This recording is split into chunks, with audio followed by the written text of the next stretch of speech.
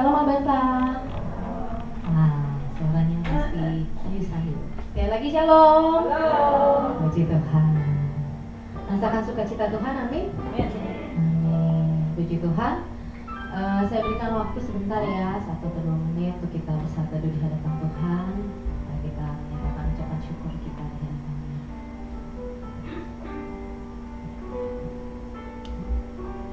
Jangan bersyukur.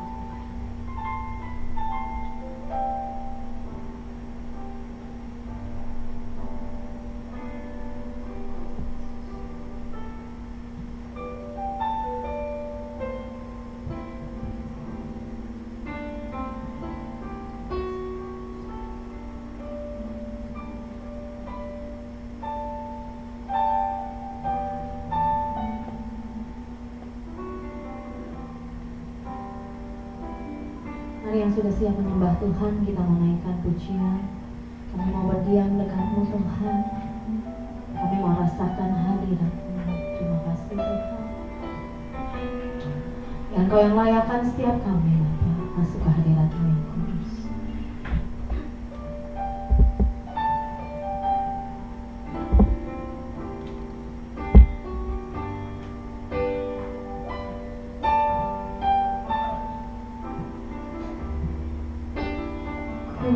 Berdiam dekat Bapa, semakin indah, indah ku rasa. Aku dilayakkan untuk memuji Dia, kudus kuduslah Raja segala. Ku bernyanyi bagi Dia, korban terindah akan ku sembahkan. Pujianku naikkan, jiwaku bersorak, aku diangkat semakin dekat dengan Bapa. Dalam hadirat-Nya ku rasa bahagia. Dalam hadirat-Nya ada damai dan sejahtera. Dalam hadirat-Nya ku temukan iman kekuatan. Dalam hadirat-Nya ku temukan kasih-Nya. Kita ulangi pujian dari awal. Senang banget kita berdiam dekat Bapa, semakin indah, indah ku rasa. Ya Tuhan, aku dilayakkan untuk memuji Dia, kudus kuduslah Raja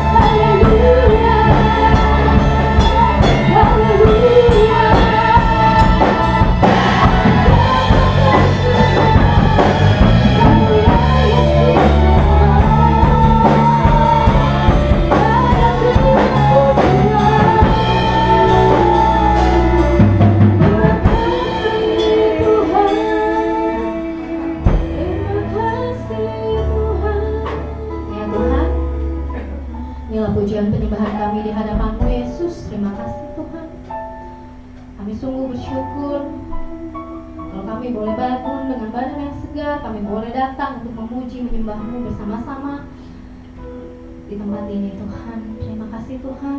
Inilah segala pengagungan kami biar menjadi dupa yang harum di hadapan-Mu ya Tuhan. Kami menyerahkan waktu ke depan ke dalam tangan-Mu, biar Kau yang bekerja, Kau yang beracara dari awal hingga akhir ibadah ini. Terima kasih ya Bapa.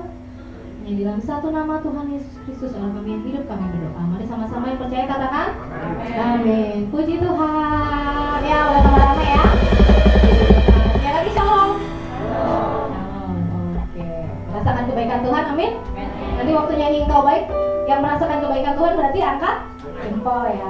Yang merasakan, yuk kita mau nyanyi dengan hati yang bersyukur, kita mau masuk ke hadirat Tuhan. Tepuk tangan.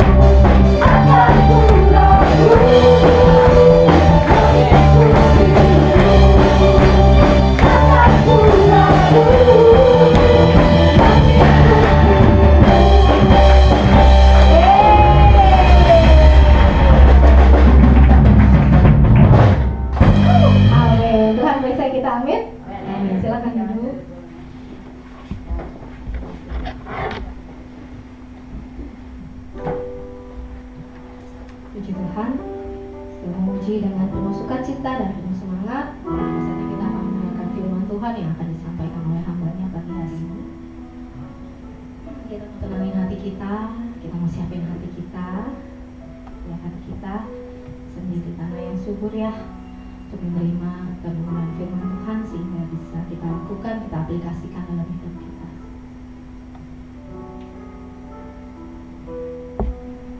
Bahwa semua baik, semua yang terjadi dalam hidup kita itu yang terbaik. Yakinlah bahwa rancangannya tidak pernah gagal dan yang terbaik untuk anak-anaknya. Mari dengan lembut kita sama-sama menaikkan pujian ini.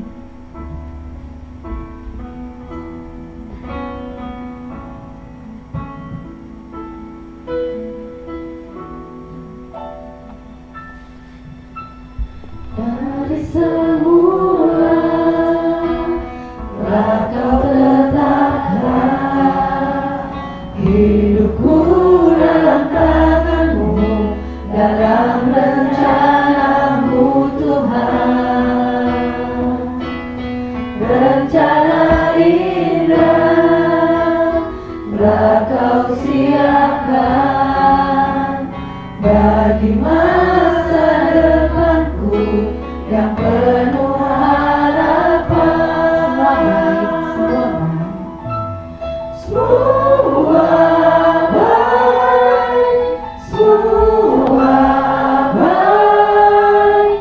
Apa yang telah Kau berbuat di dalam hidupku, semua baik, sungguh teramat baik. Kau jadikan hidupku berarti. Dari semula yang sudah terjadi, dari semula telah Kau tetapkan hidupku dalam tangan-Mu, dalam rencana-Mu Tuhan. Rencana indah telah Kau siapkan bagi masa depanku yang penuh harapan. Semua baik, semua baik. Semua baik, semua baik.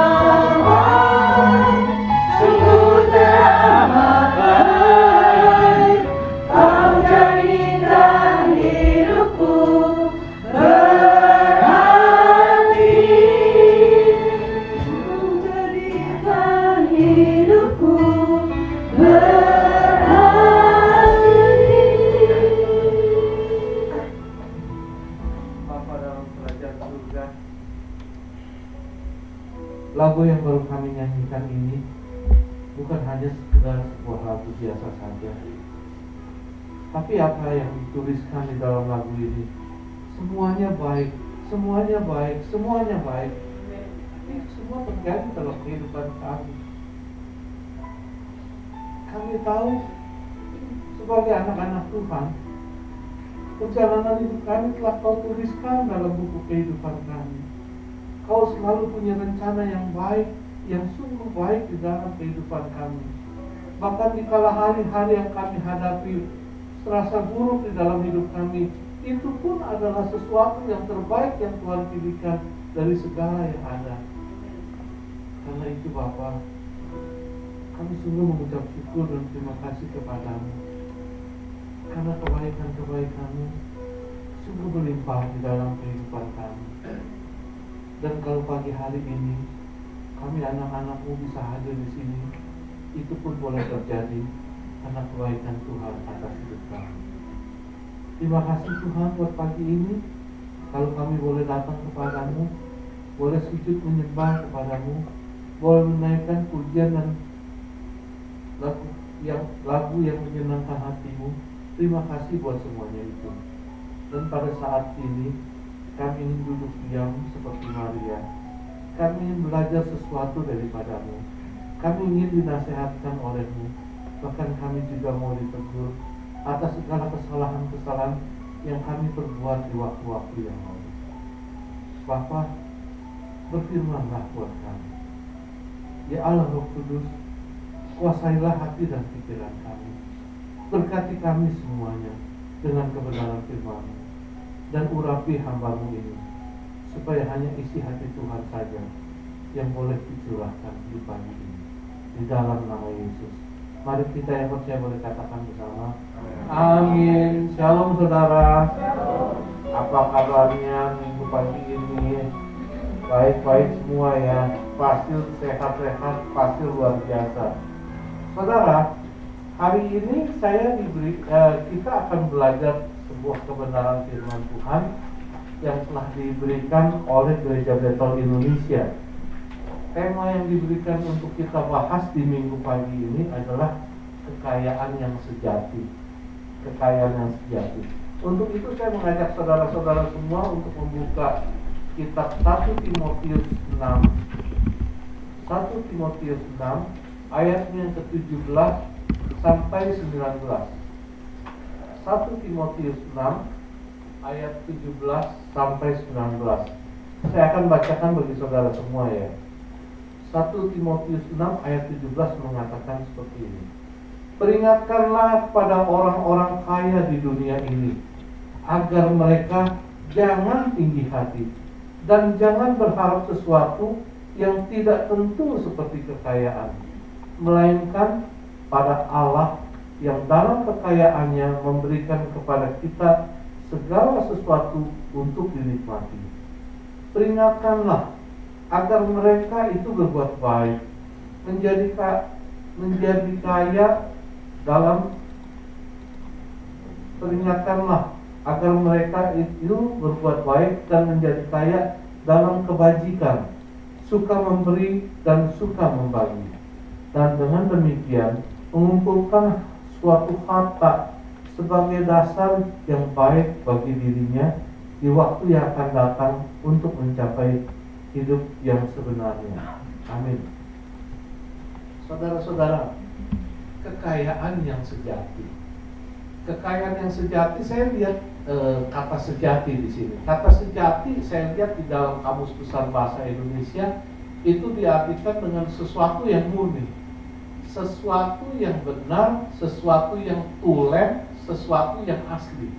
Jadi kalau kita bisa, jadi kalau kekayaan yang sejati itu bisa kita katakan juga sebagai kekayaan yang benar, kekayaan yang murni.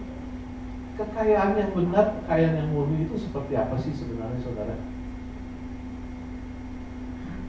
Ada kebayang? Kekayaan yang benar. Kalau kita bicara tentang kekayaan yang benar, berarti ada kekayaan yang nggak benar, yang palsu. Mungkin kekayaan yang palsu itu seperti orang-orang yang kita suka lihat Oh, orang-orang yang berlagak kaya, dia seolah-olah kaya, dia hebat banget, dia kaya banget, punya ini, punya itu, tapi sebenarnya dia biasa aja, nggak ada apa-apanya.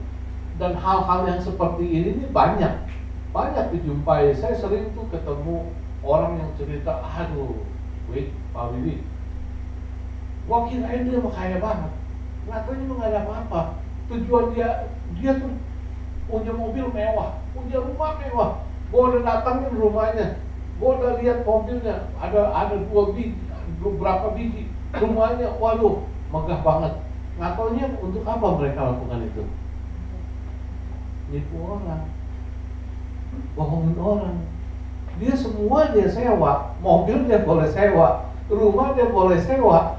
Banyak yang seperti itu. Tapi mereka tujuannya cuma bohongin orang untuk sesuatu hal yang nggak baik. Tapi memang ada juga orang yang belagak kaya, hanya ingin dipuji, wah dia kaya loh, ya hebat loh, punya itu, punya ini. Tapi sebenarnya nggak ada apa-apa. Ya itu mungkin kekayaan palsu, bukan kekayaan yang murni menurut cara pandang dunia. Tapi saat ini kita belajar tentang kebenaran firman Tuhan. Dari sisi kebenaran firman Tuhan tentang kekayaan yang sejati itu sendiri. Firman Tuhan kalau katakan kekayaan yang sejati itu bukan berarti dalam bentuk harta seperti yang dalam pandangan kita, apa yang ada kita miliki dalam dunia ini. Bukan seperti itu. Kalau dikatakan kekayaan yang sejati menurut pandangan kita seperti harta yang ada dalam dunia ini, itu nggak bakalan ada habis-habisnya. Manusia itu hidup, kira-kira bisa puas nggak dengan kekayaan? Puas nggak maksudnya? Enggak ya? Pasti enggak lah. Tadi nggak punya apa-apa, aduh kalau gue punya motor, gue rasanya udah jadi orang kaya banget, udah hebat banget. Begitu udah punya motor, nggak puas, aduh gue pengen punya mobil nih. Udah punya mobil umpamanya Innova, sampai punya Innova, masih juga nggak puas. Pengen punya Mercy, pengen terus nambah, dan terus nambah. Itu karakter manusia, itu sifat manusia. Karena itu Tuhan mengajarkan tentang kekayaan yang sejati menurut kacamata Tuhan, menurut kacamata Allah. Kekayaan sejati yang menurut kacamata Allah itu adanya bukan di sini, adanya bukan di bumi ini, adanya dalam kerajaan surga. Itu adanya dalam kerajaan surga, seperti Yesus menasihatkan, jangan kamu mengumpulkan kekayaan yang di dalam dunia, yang ada dalam dunia ini. Karena segala kekayaan yang ada dalam dunia ini akan hancur, akan rusak oleh ngengat dan karat. Bahkan pencuri bisa mencurinya. Tapi kumpulkanlah kekayaanmu itu di dalam kerajaan surga, di mana ngengat dan karat itu nggak bakal bisa merusaknya, dan pencuri nggak bisa mencurinya. Itulah kekayaan yang ada dalam pandangan mata Allah yang sejati. Saudara-saudara, karena itu firman Tuhan yang kita baca ini dinasihatkan secara khusus bagi orang-orang kaya. Tapi menurut saya bukan hanya sekedar orang-orang kaya saja yang harus melakukan segala nasihat yang ada di dalam kebenaran firman Tuhan yang baru saja kita baca. Kita perhatikan saudara, di ayat 17 ini dikatakan seperti ini. Peringatkanlah kepada orang-orang kaya. Di mana?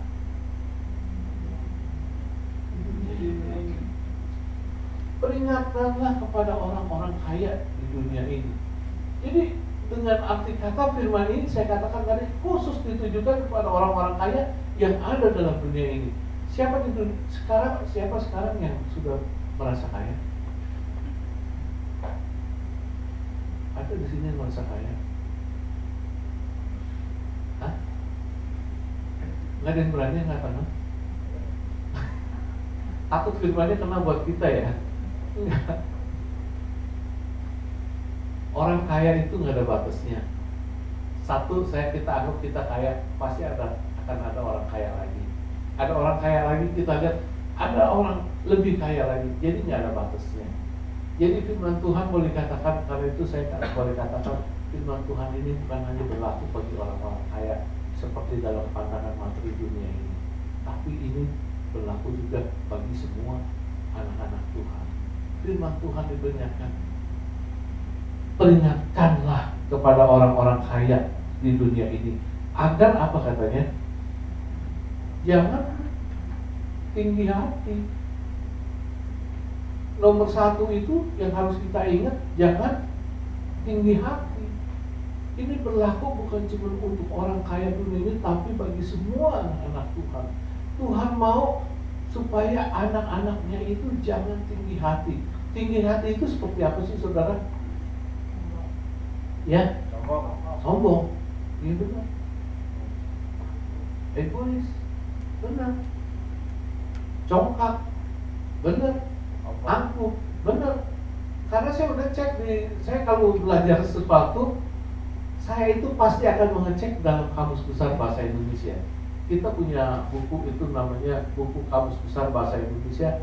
Itu yang akan jadi selalu patokan buat kita semua. Jadi apa yang diomongin orang rasanya kita ngerti, kita lihat di situ. Ternyata memang benar. Tinggi hati itu ya sombong, tinggi hati itu ya congkak, tinggi hati itu ya angkuh, ya tinggi hati ya egois. Dan tinggi hati itu amat sangat tidak disukai oleh Allah.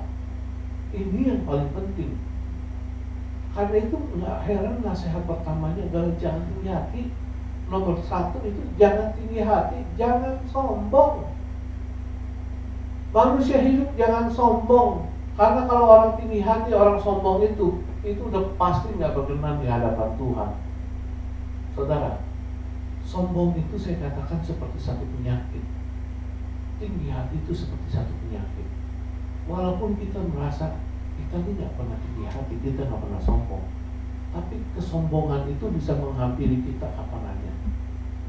Bisa menghampiri kita dalam sekejap. Enggak harus orang kaya aja bisa sombong. Benar saudara, enggak harus orang kaya aja. Kita ini yang hidup biasa-biasa aja bisa sombong. Yang kita yang nggak punya duit di kantong itu bisa sombong. Supir taksi bisa sombong. Tukang bakso bisa sombong. Tukang sapu jalanan bisa sombong. Siapapun bisa sombong. Dan itu, kesombongan itu bisa datang begitu aja dalam diri kita. Bukan memang kita sengaja sombong, bukan. Tapi dia bisa menghampiri. Ingat, ini saya katakan ini satu penyakit. Dan kesombongan itu nggak pernah bisa kita rasakan. Waktu kesombongan itu datang dalam diri kita nggak bisa merasakan tinggi hati itu. Bisa ya, sombong aja begitu aja. Orang bisa sombong karena kecantikannya. Karena dia merasa cantik, dia bisa sombong. Orang bisa sombong karena kepintarannya. Dia merasa dia pintar, lebih pintar dari orang lain, dia bisa sombong. Orang bisa sombong karena apa? Karena kekayaannya umpamanya. Dia karena dia kaya, berasa hebat, dia masih bisa jadi sombong, bisa jadi tinggi hati. Ini loh, karena itu saya katakan tinggi hati, sombong itu begitu berbahaya bagi anak-anak Tuhan. Apalagi di sini dinasihatkan, jangan suka tinggi hati. Tuhan nggak suka dengan orang tinggi hati. Tahunya di mana Tuhan nggak suka orang tinggi hati? Saudara buka dalam kitab Amsal. Saya akan bacakan dalam kitab Amsal, saudara. Amsalnya ya, Amsal pasal 16 ayatnya yang kelima. Di Amsal 16 ayat kelima dikatakan seperti ini. Setiap orang yang tinggi hati adalah kekejian bagi Tuhan. Sungguh ia tidak akan luput dari hukuman. Kalau firman Tuhan katakan setiap orang yang tinggi hati adalah kekejian bagi Tuhan. Keji itu apa sih? Kekejian itu sesuatu yang sadis ya. Wah, dia keji banget perlakuan orang itu. Dia berarti, wah dia sadis banget memperlakukan orang itu. Itu kalau dikatakan tinggi hati itu adalah kekejian bagi Tuhan. Berarti ketika kita tinggi hati, ketika kita sombong, ketika kita angkuh, ketika kita congkak, itu melukai hati Tuhan. Melukai hati Tuhan. Kita keji dari hadapan Tuhan. Dan lihat yang Tuhan katakan apa? Sungguh ia tidak akan luput dari hukuman. Dia nggak bakal pernah bisa luput dari hukuman ketika dia keji, ketika dia keji terhadap Tuhan, karena ketinggian hatinya. Dan itu, hukuman itu pasti akan mengejar dirinya. Orang tinggi hati itu terkadang orang lupa. Dia nggak menganggap siapa-siapa karena dia begitu tinggi sehingga dia menganggap orang lain nothing, nggak ada apa-apa. Lihat orang tinggi hati lagi dalam Amsal yang sama, Amsal 16 ayatnya ke-18. Kecongkakan mendahului kehancuran dan tinggi hati mendahului kejatuhan. Tadi kita tadi kita udah tahu semua. Kalau orang tinggi hati itu kawannya ya orang sombong. Orang sombong kawannya apa? Orang angkuh. Orang angkuh kawannya apa? Orang congkak. Jadi apa bedanya orang tinggi hati dengan orang congkak? Ya sama aja kan. Tapi di sini dikatakan kecongkakan mendahului kehancuran dan tinggi hati mendahului kejatuhan.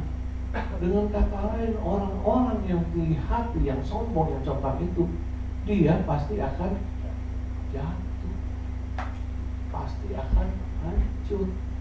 Karena apa? Karena dia telah melukai hati Tuhan dan dia melawan Tuhan. Dan itu Tuhan katakan nggak bisa lolos dari hukumannya, sudah. Nomor 1, nasihat kebenaran firman Tuhan itu adalah tinggi hati. Lalu nomor 2 yang kita bisa lihat dari kebenaran firman Tuhan yang mengatakan peringatkanlah kepada orang-orang kaya di dunia ini agar mereka jangan tinggi hati dan jangan berharap pada sesuatu yang tidak tentu seperti kekayaan. Nomor 2 yang harus kita lakukan adalah jangan kita menaruh harapan pada hal apapun di dunia ini. Jangan kita menaruh pengharapan kita pada sesuatu hal apapun yang ada dalam dunia ini. Terlebih lagi pada kekayaan. Mengapa seperti ini? Karena segala hal yang ada dalam dunia ini itu adalah satu kesia-siaan. Kalau kita menaruh pengharapan kita kepada sesuatu yang sia-sia, maka hidup kita pun akan sia-sia. Kalau dalam nats ini tadi saya katakan bicara kepada orang kaya, kita menaruh kekayaan kita menaruh pengharapan kita pada kekayaan kita, itu adalah satu kebodohan. Satu kebodohan, saudara-saudara. Beberapa waktu lalu saya dengar, kalau nggak salah Apong, papanya istri saya lagi bicara nasihatin anak saya. Kalau nggak salah nasihatin si JG, sebagai orang tua dia nasihatin, kamu harus ingat ya, segala hal yang ada di dalam dunia ini cuma titipan Tuhan, katanya. Saya nggak ikut campur dalam omongan ini, saya cuma dengar aja. Segala hal yang ada dalam hidup kita itu cuma titipan. Ya mungkin karena Apong sudah 80 lebih, udah berasa tua, dan dia mungkin merenungkan segala hal dalam kehidupan ini. Semua titipan katanya. Sekarang Apong punya rumah, ada rumah. Itu semua bukan punya Apong. Itu semua cuma dikasih sementara katanya. Sekarang begitu udah selesai, Apong udah nyampe, Apong tutup mata mati. Ini rumah buat siapa? Bukan Apong punya lagi kan. Jadi selama kita masih hidup, apa yang ada dalam diri kita itu semua titipan Tuhan katanya. Saya pikir-pikir, apa yang dinasihatin ini benar tuh? Saudara punya mobil, saudara punya motor, saudara punya rumah, saudara punya hal apapun juga. Tapi ketika kita tutup mata, ketika kita sudah selesai waktu kita di dunia ini, itu semua akan jadi milik siapa? Kita juga nggak tahu. Kita nggak mungkin bawa motor kita, mobil kita masuk dalam kerajaan surga. Mau dibakar kayak mobil-mobilan kayak, terus dibakarin pembantu kayak sekarang ada yang dibakarin model handphone, model kayak duit, model kayak buku cek. Kalau untuk orang-orang yang beragama tertentu supaya dibawa ke surga katanya. Nggak ada, saudara. Dan benar, ini adalah realita. Jadi kalau kita sebagai anak-anak Tuhan, kita merasa duit kita banyak, kekayaan kita berlebihan, dan kita menaruh pengharapan kita kepada itu semua, itu satu kebodohan. Bodoh banget. Kita bukan menaruh pengharapan kita kepada pemberi apa yang bisa kita miliki, tapi kita menaruh pengharapan kita kepada apa yang diberikan. Itu sesuatu yang salah.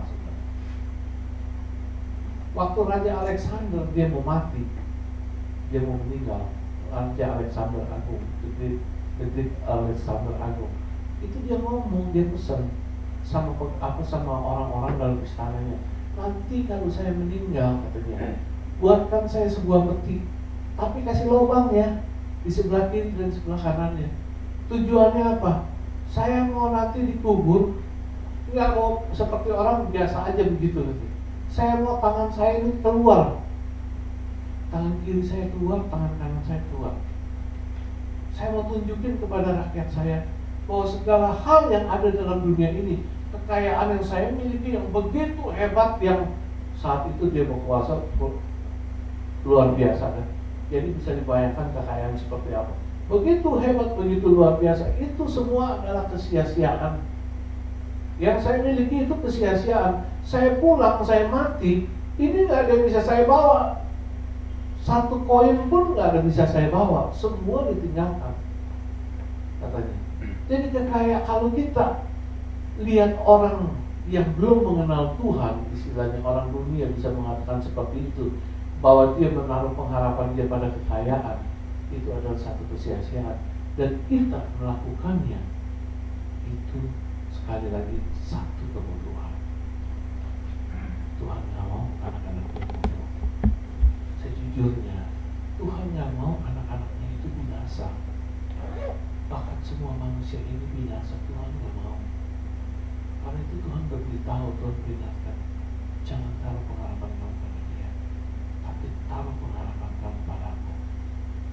Karena kalau kamu taruh pengharapan padaku, kau pasti akan hidup mengikuti jalan. Dan ketika kau hidup mengikuti semua jalanku, kebenaranku, maka kau pasti akan memiliki tempat di dalam kerajaan surga. Ini sekarang nasihat firman Tuhan ini, itu untuk demi kebaikan kita. Itu nomor 2 yang harus kita lakukan, saudara.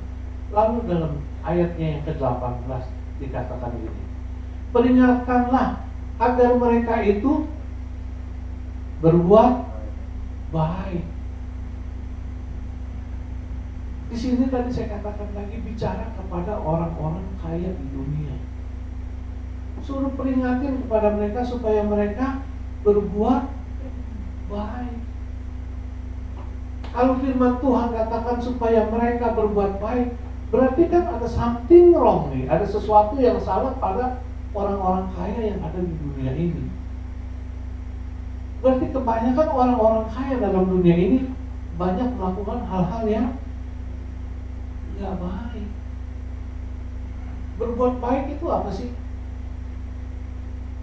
Saya periksa lagi di Kamus Besar Bahasa Indonesia. Berbuat baik itu bisa diartikan dengan melakukan sesuatu perbuatan yang bisa berdampak positif, berdampak baik kepada orang yang menerimanya atau orang yang ada di sekelilingnya.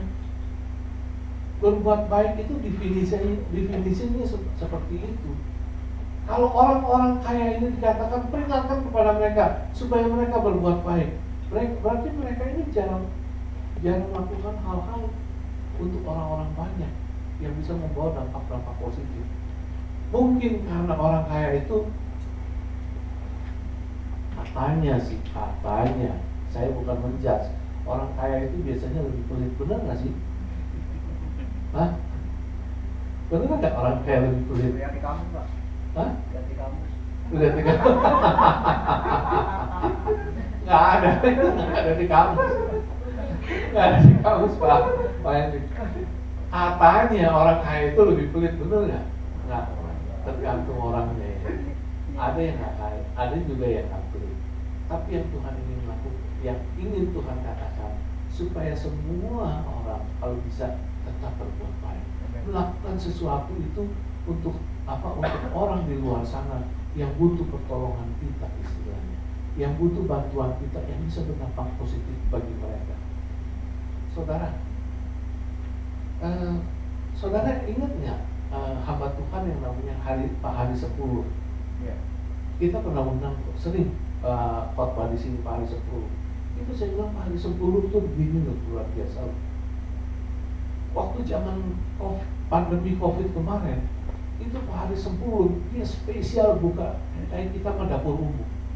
Dia masukin di dalam Facebooknya, dalam IG-nya apa yang dia lakukan. Tiap hari dia akan masak untuk beberapa RT ya, atau orang-orang yang ada di sekeliling kampungnya. Tiap hari dia masak, kalau nggak salah berapa ratus box kan, dia masak tuh istrinya gitu. Dia bisa lakukan hal itu tiap hari, dan dia bagi bukan cuma seminggu, 2 minggu, tapi berbulan-bulan terus dia lakukan, dan dia buktikan tiap hari dia buktikan. Ini hari kesekian, ini hari kesekian, ini hari kesekian. Dan untuk masak itu pasti perlu biaya. Hari 10 bukan orang yang kelebihan, bukan big boss istilahnya, bukan orang kaya. Mungkin kalau dia orang kaya keluar duit seperti itu akan isi sekali. Tapi dalam keterbatasan dia sebagai hamba Tuhan, dia melakukan itu.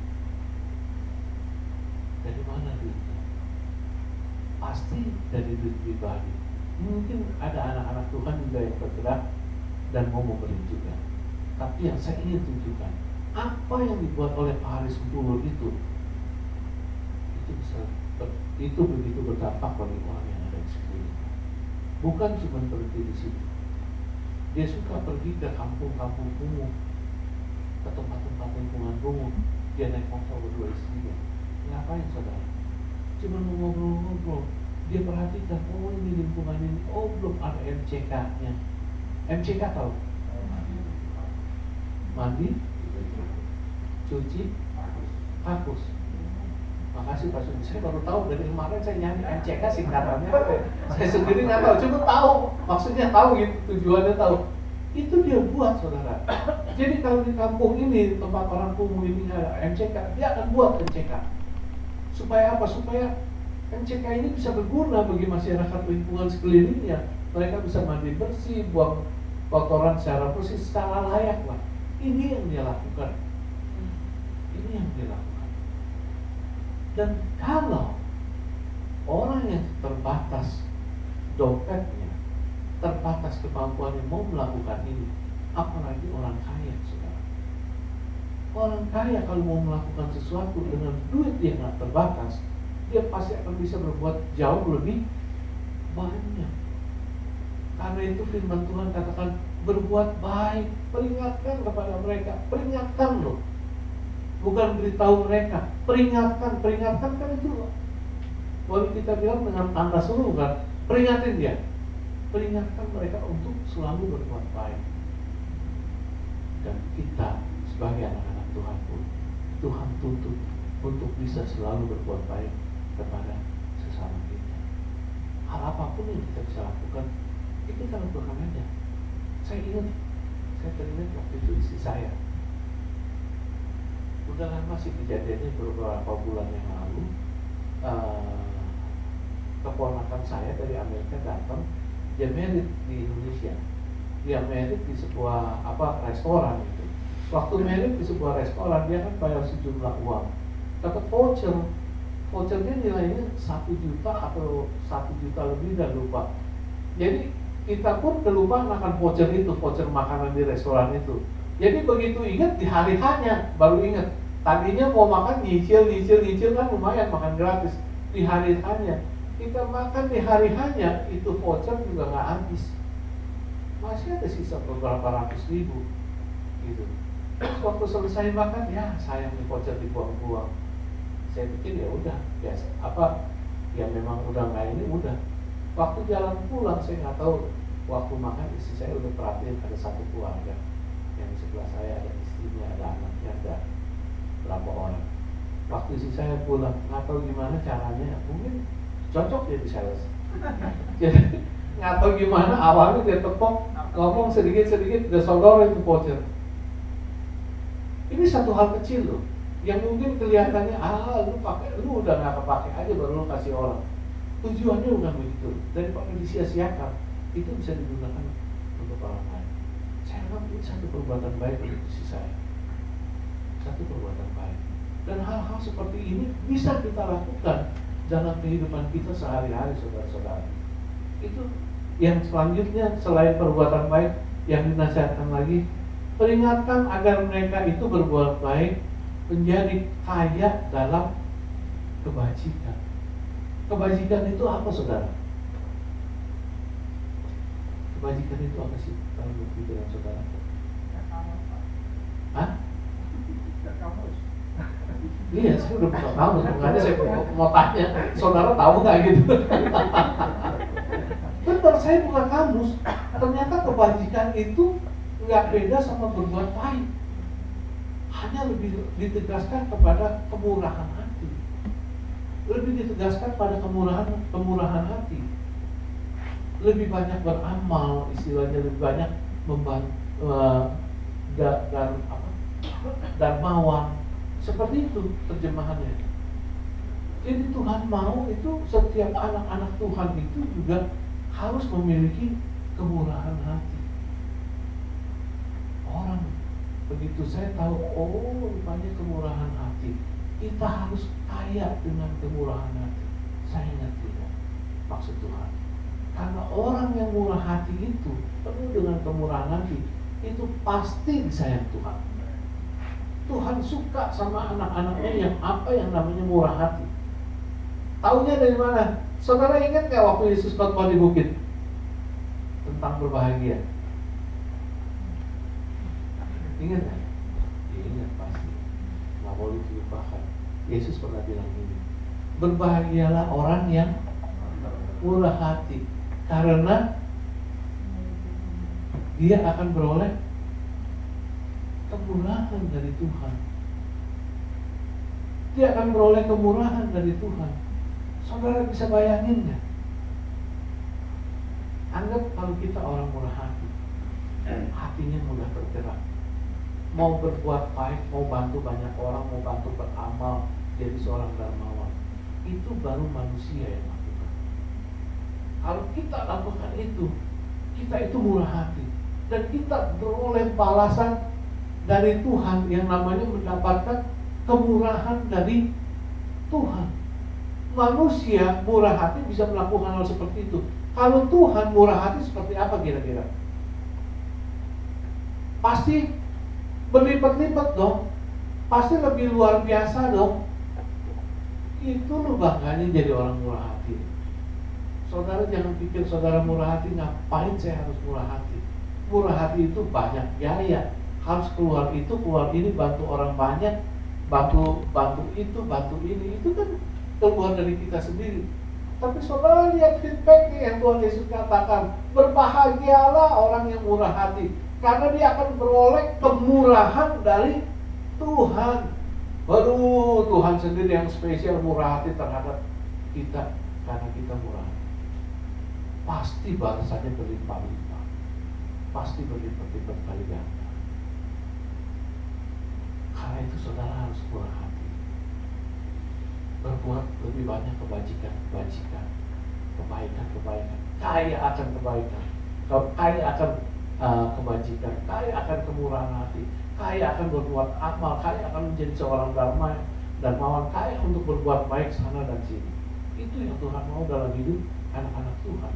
Karena kalau kita mau murah hati juga, kalau kita mau menjadi orang murah hati, itu udah menunjukkan bahwa kita lagi mengikuti jejak Yesus.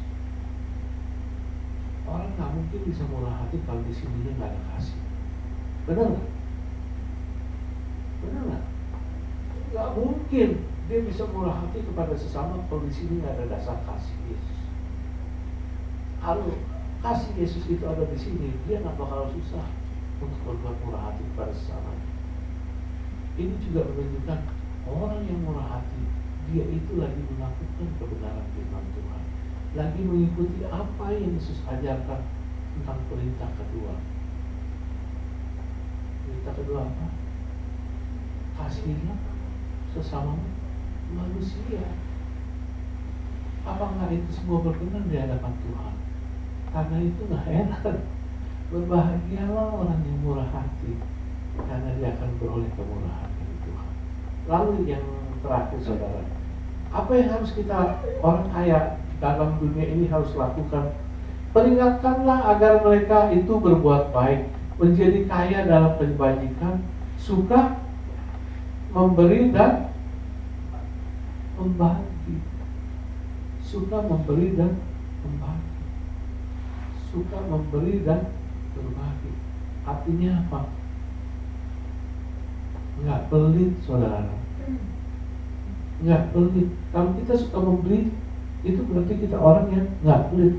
Kalau kita nggak suka memberi, nggak suka berbagi, itu berarti orang pelit. Hati-hati menjadi orang pelit. Jangan sampai kita masuk dalam lingkungan orang pelit. Karena apa?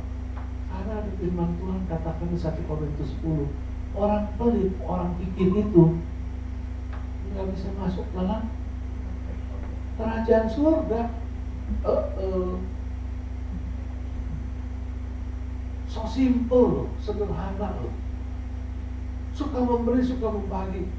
Supaya apa? Supaya kita jangan sampai masuk dalam lingkungan orang-orang pelit nih, orang-orang kikir yang pasti nggak bisa kebagian dalam kerajaan surga. Ini Tuhan tunjukkan, ini Tuhan ajarkan, karena Tuhan sayang kepada kita. Apa yang kita bahas tadi, itu semua akan kita beroleh balasannya, imbalannya adalah harta kekayaan yang sejati dalam kerajaan surga. Saudara berbuat baik, saudara murah hati, saudara suka memberi, saudara nggak tinggi hati, saudara nggak taruh pengharapan saudara di sana sini, tapi hanya kepada Tuhan. Itu semua berbuahkan kekayaan yang akan saudara tuai dan dapatkan dalam kerajaan surga, yang dikatakan dengan kekal tidak akan rusak. Amin. Tuhan memberkati. Mari kita berdoa. Bapa dalam kerajaan surga, kami mengucap syukur dan terima kasih buat nasihat kebenaran firman-Mu yang boleh kami dengar di pagi ini. Kami belajar tentang kekayaan yang sejati itu, bahwa kekayaan yang sejati itu sesungguhnya adalah kebenaran firman-Mu, adalah perintah-perintah-Mu, bahwa kekayaan yang sejati itu sesungguhnya adalah Engkau sendiri, ya Tuhan. Kalau kami mengikuti kebenaran firman-Mu, kami mau mentaati segala yang Tuhan perintahkan kepada kami, maka semuanya itu akan berbuahkan kekayaan yang sejati di dalam kerajaan surga itu sendiri, bukan kekayaan yang sejati menurut kacamata dunia. Terima kasih Tuhan, kalau pagi ini Tuhan tunjukkan jalan itu bagi kami. Bagi kami, bagaimana kami bisa mengumpulkan kekayaan-kekayaan di dalam kerajaan surga. Terima kasih. Maafkan Tuhan, kalau selama ini mungkin ada cara pandang kami yang salah, mungkin ada pemikiran kami yang salah tentang kekayaan yang sejati itu, tentang hal-hal yang seharusnya kami lakukan tetapi tidak kami lakukan. Maafkan dan ampuni dosa dan kesalahan kami yang telah kami lakukan itu. Pagi ini kami belajar untuk mau berkomitmen supaya kami bisa mengumpulkan harta dalam kekayaan, harta dalam kerajaan surga itu, supaya kehidupan kami bisa terus menyenangkan hati Tuhan. Terima kasih Bapa. Dalam nama Yesus kami mengeraikan doa ini. Amin.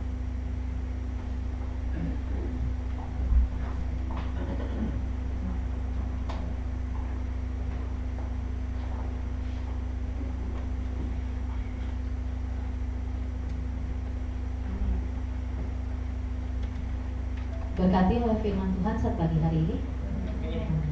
Karena kita mau mengumpulkan kekayaan surga, ya. Saya atas nama Gembala dan seluruh jemaat mengucapkan terima kasih untuk pelayanan KDM Wisata. Tuhan Yesus memberkati Om Dwi dan keluarga. Oke, ini tiba saatnya kita mau memberikan yang terbaik untuk Tuhan Allah kita. yang bertugas saat pagi hari ini saya undang untuk maju ke depan. Nanti kita dengan kasih Ibu Tri Haryani akan berdoa untuk persembahan kita saat pagi hari ini. Ya.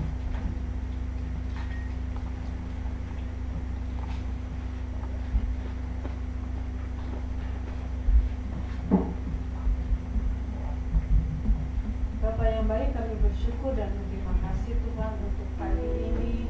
Kami boleh bersama-sama menikmati berkat-Mu Tuhan, melalui ibadah, melalui ucapan syukur dan puji-pujian yang boleh kami naikkan. Terima kasih juga Tuhan buat berkat firman-Mu yang Engkau sampaikan melalui hamba-Mu Tuhan. Terima kasih biar 4 poin yang sudah kembali diingatkan kepada kami melalui berkat firman-Mu Tuhan, kami boleh menjadi pelaku firman yang baik Tuhan. Memberkati Pak Wiwi yang telah menyampaikan kebenaran firman-Mu dengan berkat yang khusus dari kesehatannya, keluarganya, keluarga besar, bahkan juga setiap pelayanan yang Kau percayakan dalam hidupnya Tuhan. Dia boleh membawa kemuliaan dan boleh menjadi berkat dan hikmat marifat kebajikan boleh menyertai dalam kehidupannya Tuhan. Terima kasih Tuhan, kami bersyukur juga buat kesempatan pada saat ini. Kami juga boleh diberikan kesempatan untuk memberikan persembahan. Biar Engkau yang menyucikan, menguduskan setiap persembahan yang akan kami berikan ini dan boleh menjadi berkat. Berkati juga ketua pelayan kolektan pada pagi hari ini, Pak Hendrik dengan Ibu dengan berkat yang khusus. Terima kasih Bapak, di dalam nama Tuhan Yesus kami sambut dengan ucapan syukur. Haleluya, amin. Pecahlah dan lihatlah.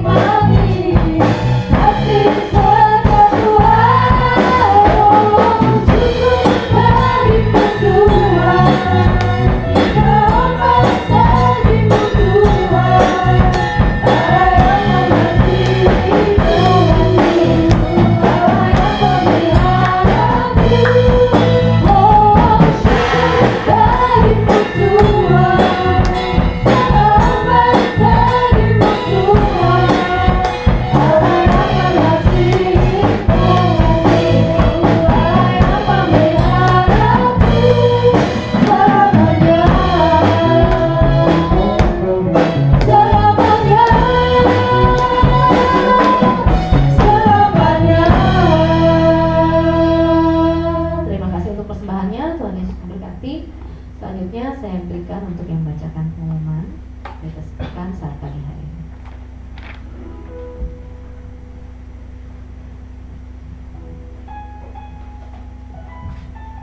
Shalom.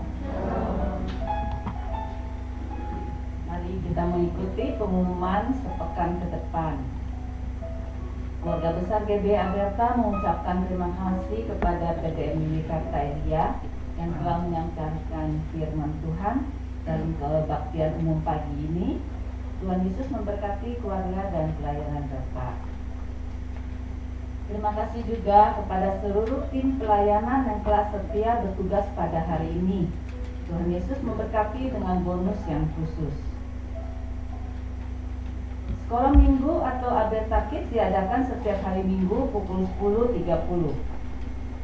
Untuk Bapak atau Ibu yang mempunyai anak atau cucu dapat mengantar anaknya ke sekolah minggu.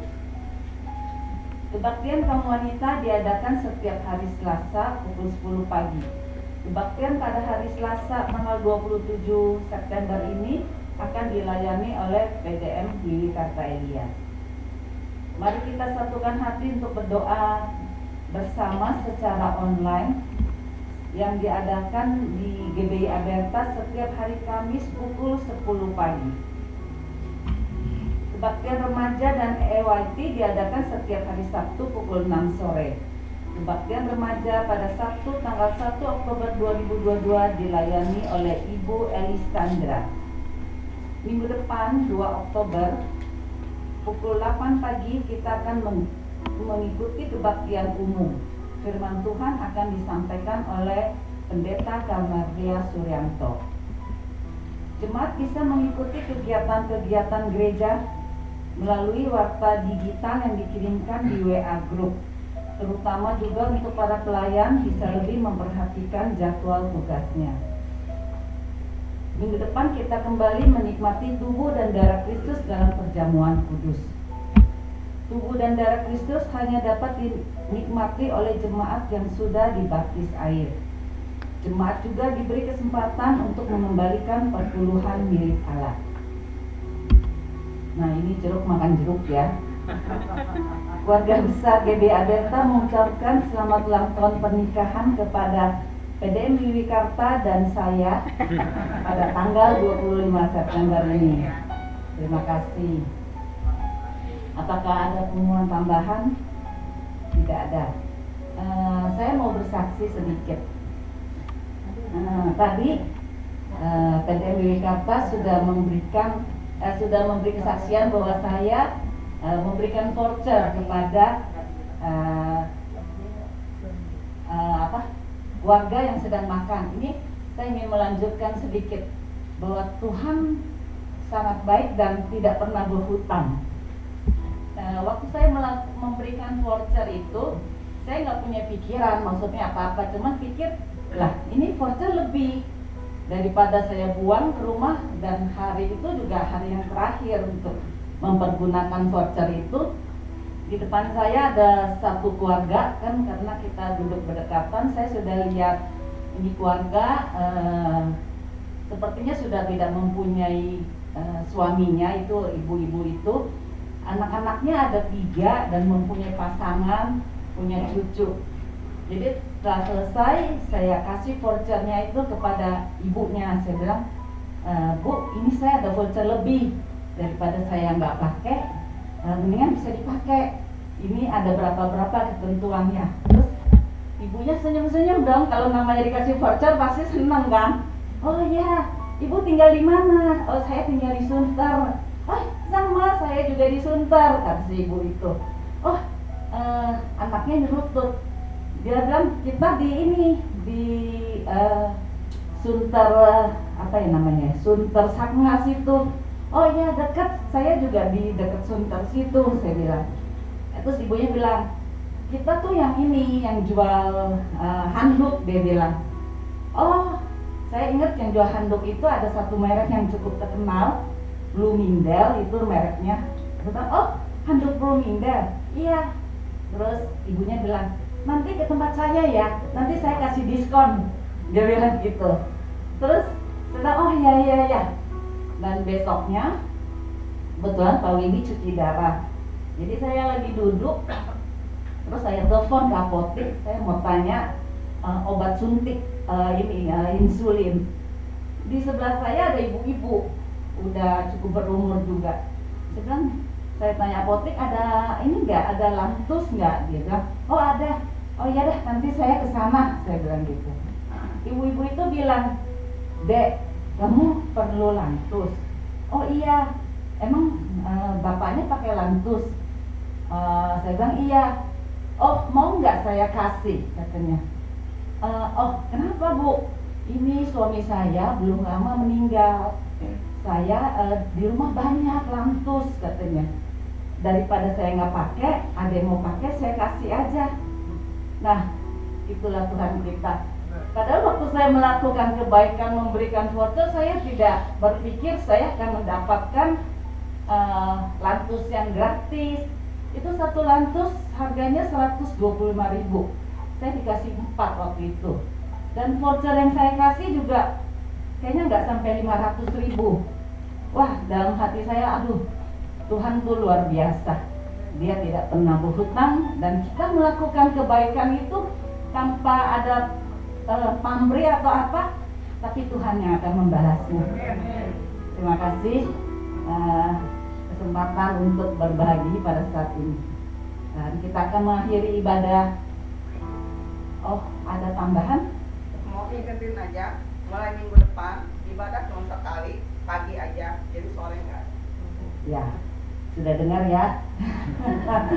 Sekali lagi diingatkan kembali, pada minggu depan kita sudah tidak ada kebaktian umum sore. Jadi semua digabungkan di pagi hari ini. Tuhan Yesus memberkati kita semua. Saya undang seluruh jemaat berdiri. Kita akan mengakhiri ibadah kita ini. Kita akan bawakan satu lagu yang tadi yang telah memberkati kita. Semua baik, semua baik.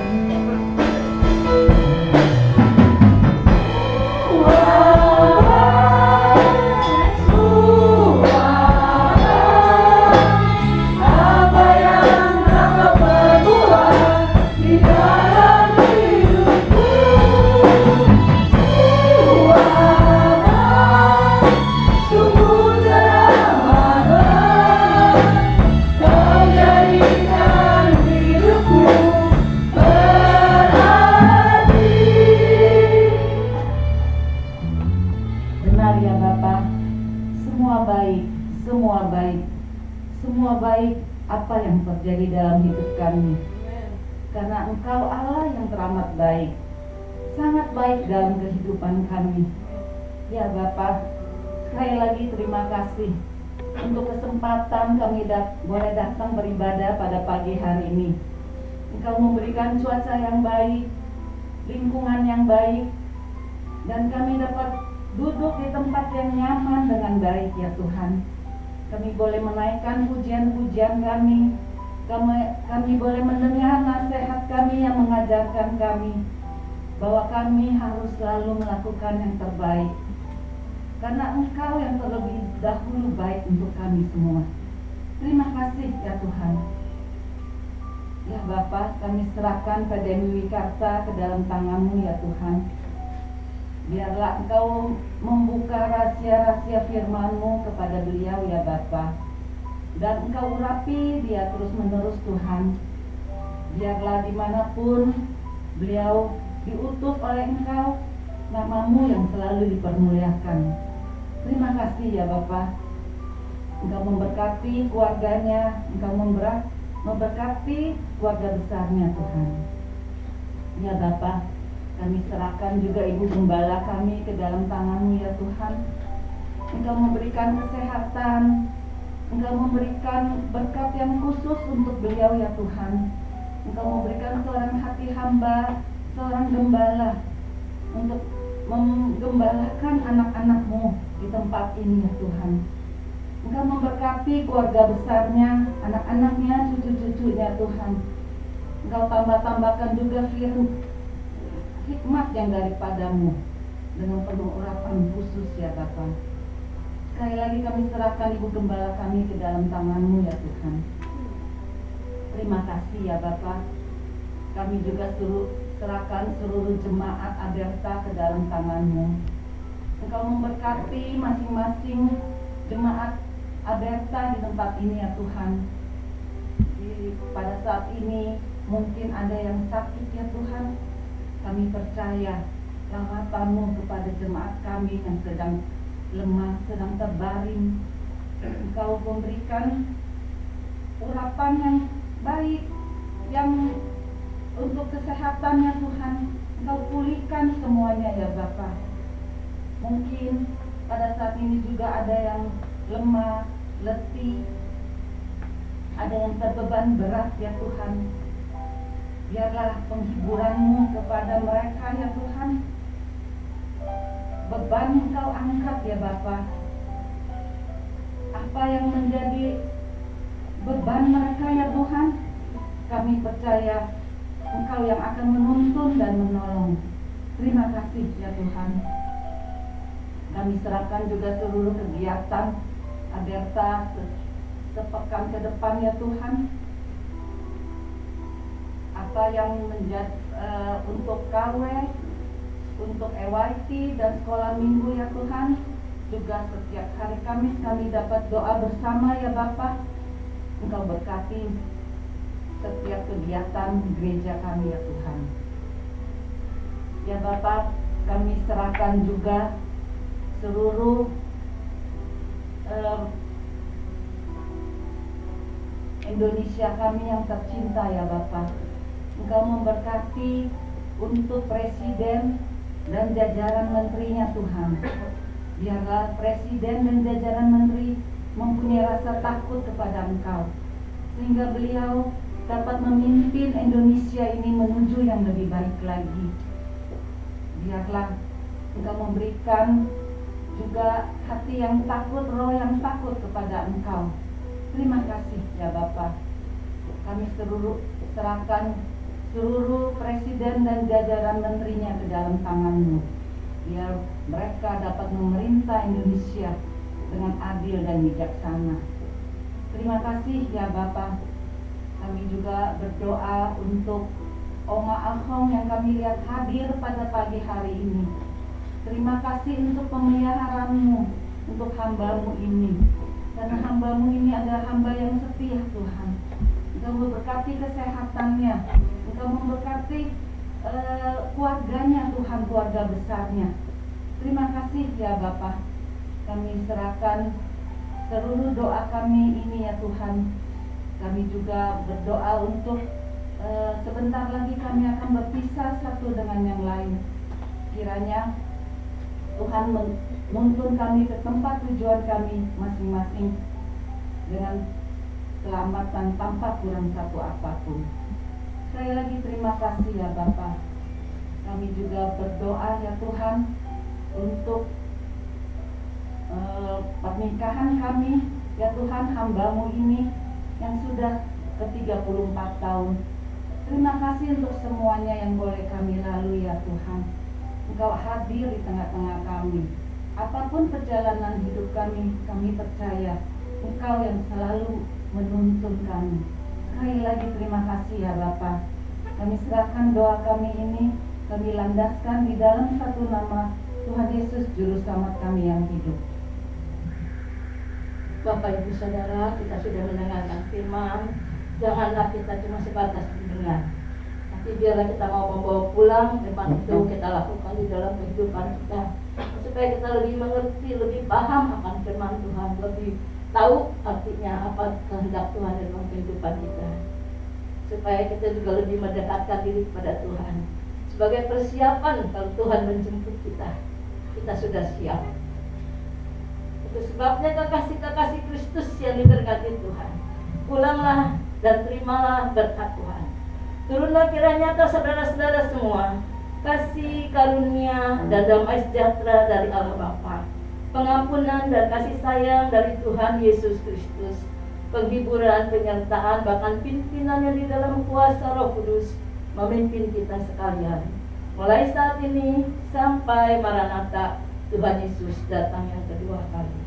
Di dalam nama Tuhan Yesus kami sudah berdoa dan bersyukur. Haleluya, sama-sama katakan amin. Segala pujian kami kembalikan